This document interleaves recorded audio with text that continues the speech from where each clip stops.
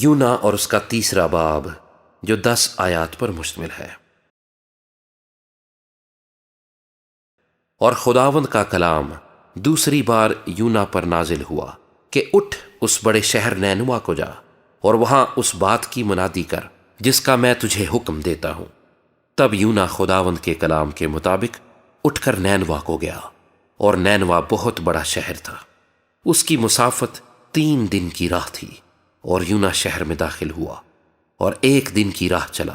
اس نے منادی کی اور کہا، 40 روز کے بعد نینوا برباد کیا جائے گا۔ تب نینوا کے باشندوں نے خدا پر ایمان لا کر روزے کی منادی کی، اور ادنا والا سب نے ٹاٹ اوڑھا۔ اور یہ خبر نینوا کے بادشاہ کو پہنچی، اور وہ اپنے تخت پر سے اٹھا اور بادشاہی لباس کو اتار ڈالا اور ٹاٹ اوڑھ کر راکھ پر بیٹھ گیا۔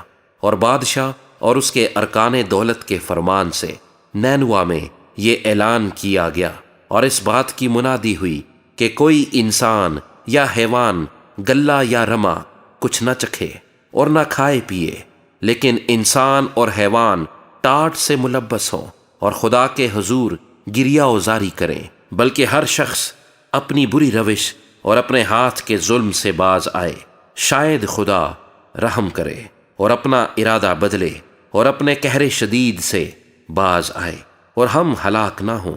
جب خدا نے ان کی یہ حالت دیکھی کہ وہ اپنی اپنی بری روش سے باز آئے، تو وہ اس عذاب سے جو اس نے ان پر نازل کرنے کو کہا تھا باز آیا اور اسے نازل نہ کیا۔